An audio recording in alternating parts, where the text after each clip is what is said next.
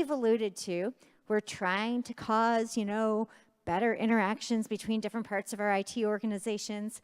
And I don't know about you, but myself as a grouchy ops person, I sometimes would be like, why won't people do the things that they should? Granted, sometimes I just fall down a rabbit hole of playing with something fun or interesting, or maybe not the thing I should be doing. But is my boss in the room? My boss was in the room earlier. In any case, yes, I work for Schaefer at Pivotal. It's probably fine. But when you are trying to get those incentives lined up to get people to do the things they should, and not just the things that they, want to, I feel like Duretti has so much to tell us in this regard. So, Duretti Hirpa, give it up.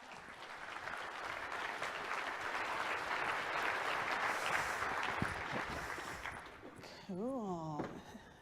Hello. Is that on? All right, cool. Hi.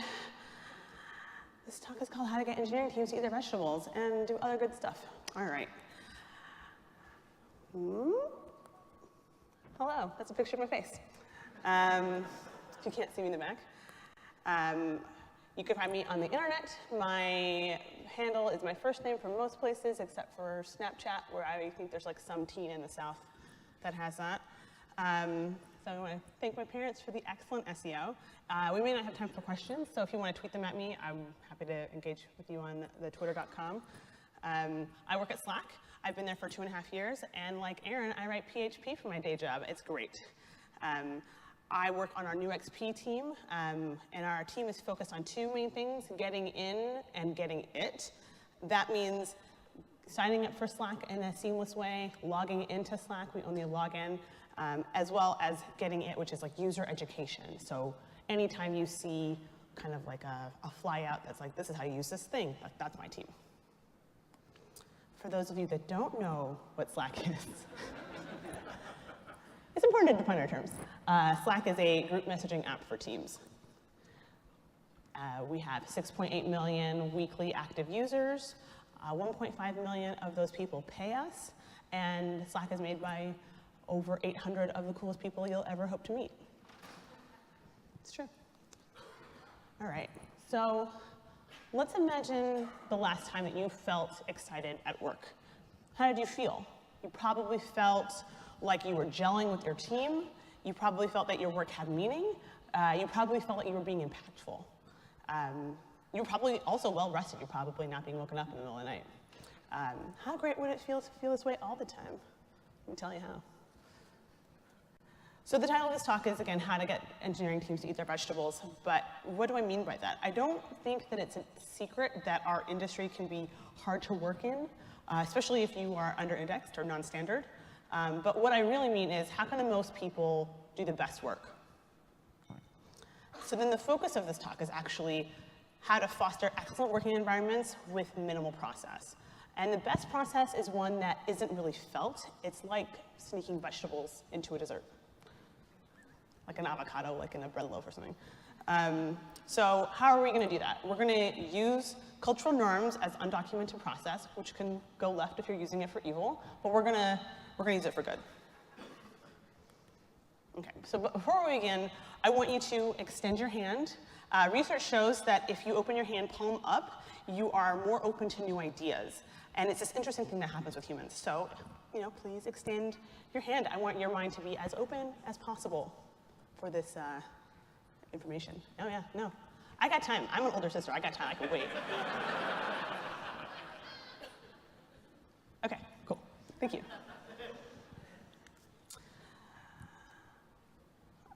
All right, so overwhelmingly, research points to a few overarching things that we think about being important when we think about excellent working environments. I think interesting projects are important, but satisfaction, productivity, high performance can all be traced back to teams, and so can dysfunctions. So we're going to talk about team dynamics.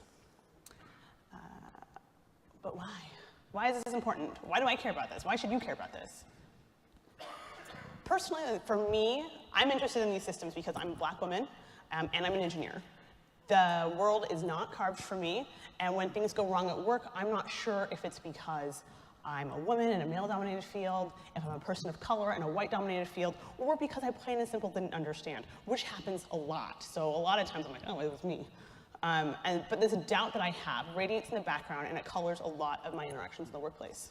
So because I exist in spaces I shouldn't, and as an engineer, I'm eternally pattern matching, I'm looking for repeatable patterns that will help me feel more comfortable in the workplace. But my hypothesis is that the principles for general engineering happiness correlate to inclusive environments for all kinds of people, so like a rising tide will lift all boats. So if things get better for me, they're likely to get better for you as well. But additionally, we're making more than just software. As software continues to proliferate, we need to consider that the tech sector doesn't only export the things that we make and we work on, but also our culture and our norms, and increasingly, our idea of work. So, and also how that work is done. So I'm talking to corporate environments, but also like tech kind of sells this idea of like micro-entrepreneurship pretty hard, and I'm not gonna get into that, but if we expect, though, realistically, like the world to work the way that we work, we should iterate and improve on those processes because today it's not really working. And we should iterate and not just blow the whole thing up.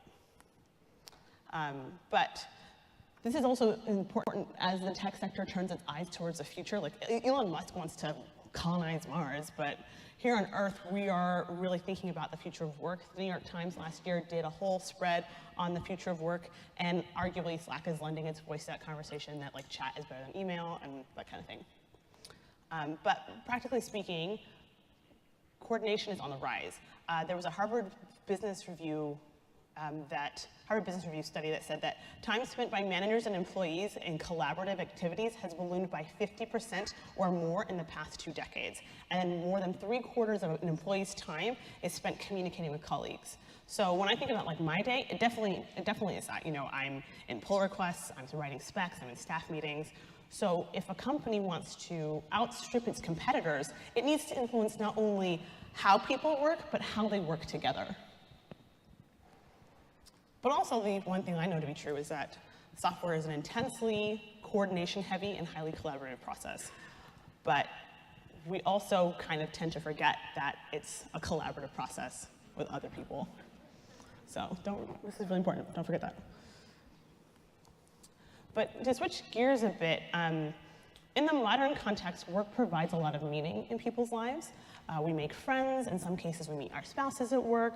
It's a secular community. And this matters to me because I spend like 40, 50 hours a week at work. And if I'm going to spend that much time on something, literally my life's energy, like who I am inside on a thing, I want it to mean something. I want it to count. And so because of that, I'm thinking about like solidarity and these kinds of ideas. Noam Chomsky, who is a linguist, cognitive scientist, social critic, activist, he talks a lot about our society and how it's become dominated by what he calls Adam Smith's evil, vile maxim, which is the idea is like all for myself and none for anyone else. And that's a society that is rooted in, or that's a society in which normal human instincts and emotions of sympathy, solidarity, mutual support are squashed and driven out, and that's ugly. And I want to spend my time and my life building something beautiful. And moreover, we shouldn't be, striving to suppress our human instincts of community building, vulnerability, and mutual support. Instead, we should be trying to work in concert with them. Instead of labeling these things as weaknesses, we should be calling them what they are, which are strengths. All right, cool, that was a lot. But I also want to be clear that there are shadow sides to this talk, and we'll be discussing that as we go. You'll see this slide. By shadow, I mean a dark or less ideal aspect. First thing to discuss is that I'll be presenting research that I found, and it's like social-based research, but who knows what these teams were optimizing for or the groups that were in their studies. Secondly, this is like an idealist pitch. This is like a high watermark. I know what it's going to sound like. And thirdly, I'm single, straight, cis, child-free. I've got a lot of privileges. And I'm immensely satisfied by my work, but I also don't think that we should be consumed by it, and I'm not suggesting that professional successes are the only ones. Okay, so I did some homework. These are the books that I read. The first book is Thanks for the Feedback, which is the science and art of receiving feedback well, written by Douglas Stone and Sheila Heen. Better, Faster, Smarter by Charles Duhigg. I really, that one was like the best one, I think. And Everyone Culture by Robert Keegan and Lisa Laszlo-Leahy, and Super Better, which is written by Jane McGonigal. I found these books really instructive, and you might as well. So, cool. This is our docket. We're going to talk about the qualities of high-performing teams, and then some practical, small tips you can take back to your offices to kind of kickstart this kind of thing in your environment, in your organization. Okay, cool. Let's define our terms. What is a team? Teams are groups of people that get together to coordinate action to address the issue at hand for the project's shared mission. But moreover, teams are the organizing principles of companies. I'm on at least 3 distinct teams at my company. You might be as well. For me, I'm on a cross-functional feature team. I'm on the back-end team, and I'm a member of the engineering team. And teams are how we get things done at work. But we need to think about more than just what is a team. We need to think about what is a good team. Google's done a lot of research on this. And first and foremost, they found that norms of a team matter a great deal. Norms are very, very powerful. It's how we as humans enforce and model behavior. So identifying these norms is like key in figuring out how to unlock the potential of a team. So a good team wants you to win. A good team is excited for you and they show it. And a good team is supportive. Good teams have an overwhelming sense of togetherness. They're in it together. I mean, I think in this audience, maybe it's because you went through something harrowing, like being woken up in the middle of the night, but there's that sense of togetherness that bonds you together. But also, at the end of the day, good teams are vulnerable, and they foster an environment of voicing your opinions and taking risks without fear of retribution. This is especially important when you consider that when people feel safe to report errors, they will. And so that means a team that has a high error reporting rate isn't a dysfunctional team. In fact, they're a well-functioning team because they trust each other to not, to voice concerns and report errors. So vulnerability lends to a leading culture in which information can be more easily spread.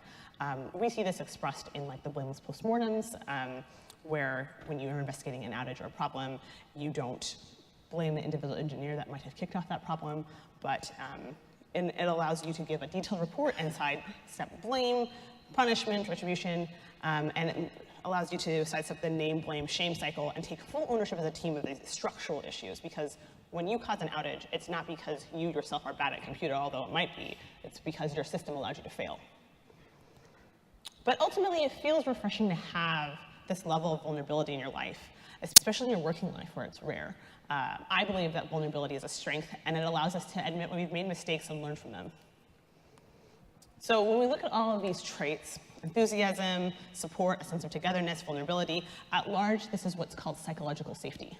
And it's what allows you to bring more of your full self to work so you can be more self-actualized and authentically yourself at work.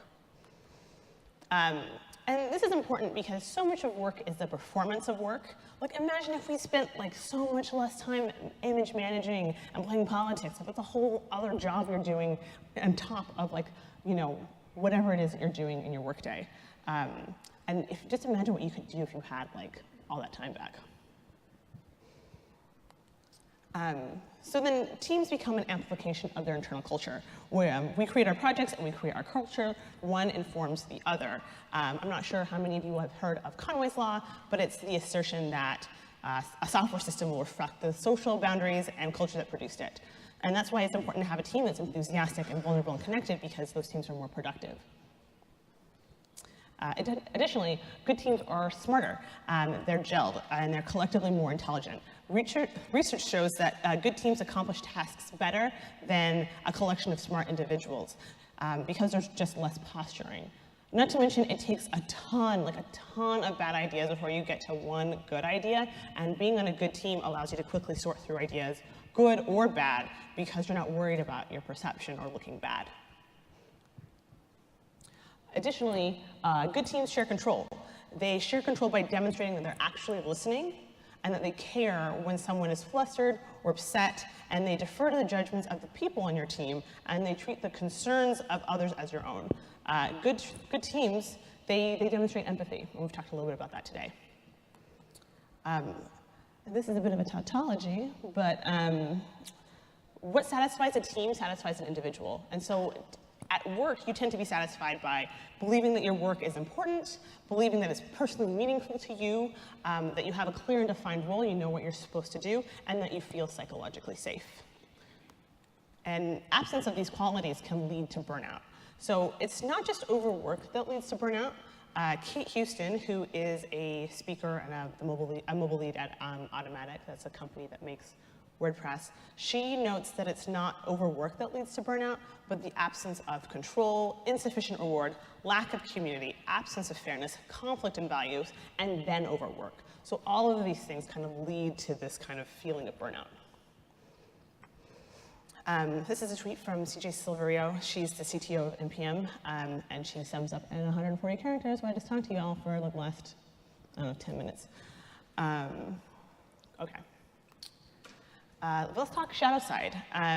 Psychological safety might not be available to every member of your team. Disfavored groups like people of color, women, queer and trans folks might not actually be able to bring their full self to work because of a host of reasons, chief of which is probably physical safety. Furthermore, there's a difference between being professional yet vulnerable and bringing in like your baggage to work. Be your best professional self. Okay, so now that we've discussed the qualities of a good team, let's talk about how you can put them together to supercharge your team. So how many of you all practice active listening? Oh, this person right here, yes, awesome. So what you did really well is that you acknowledged that I said something, you gave me some feedback that you heard me, you gave me some eye contact, that was great. And sometimes when you're doing active listening, you repeat back what you heard to make sure that they heard, like, that you understood what they said. Listening is the baseline of trust, and it's like the beginning of establishing a great team. You can try to play a game. Jane McGonigal, in her book, Super Better, she's a neurologist and a game designer. She lays out the ways in which games are surprisingly amazing for fostering human connection. Lots of really interesting things happen when you play a game together. You become more in sync in your breath and even in your neurons. And additionally, playing a game increases your empathy for that person that you're playing the game with, the group they belong to, and then it just ups your compassion in general. So that's pretty neat. McGonigal, she focuses on video games, but these good effects can be felt while playing a game of catch, while going for a walk, moving a heavy object, anything that requires hand-eye coordination. Pairing. Pairing is awesome. I really love pairing. And it's also really rare that we talk about code or computer systems in concrete terms. A lot of times we're talking about it abstractly, like pretend it's a building and we're architecting the heck out of it. So pairing is great because you're being very specific about the problem you're encountering. I encourage you to do more of it. If you manage people, encourage your staff to pair. If you're an IC, you should find people to work with. I'm also a setup nerd, so I really like seeing how other people are working. I'm convinced somebody has my dream setup, and I just don't know about it because I haven't seen the computer yet. So if you have a dream setup, I want to know about it. Also, better meetings. The best meeting is one you don't have. It's true. Don't have that meeting. Yeah. But if you are going to have a meeting, you should practice good meeting hygiene. Ken Norton, who is a product manager and I think he's a partner at Google Ventures, he's written pretty extensively about this.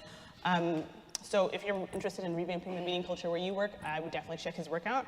But I'll sum up what I found the most compelling about his findings. One, you should provide an agenda. Look at this agenda I made for you. This gives people a chance to think about what they're going to say. This is especially helpful for women, remote folks, and introverts because you can come to the meeting prepared and say the thing that's on your heart. Interruption-free meetings are another thing to consider. Women often get interrupted while speaking, so instituting a culture of interruption-free meetings can really help. And in concert with that, make sure that everyone gets a chance to speak up. Good teams take equality and turn-taking while speaking, and they make sure that everyone has said their piece. So maybe you've been in a meeting and you'll be like, oh, Tim, have you been able to say what you want to say? Maybe they have nothing to say, but at least giving that person the option of speaking up is a good thing. Chit-chat. So the first 5 minutes of a meeting where everyone's just like talking about their weekend and like the crosstalk, and you're like, you haven't actually started the meeting, that's actually the most important part of the meeting, which is weird, right? Because you think that everyone's just kind of goofing off.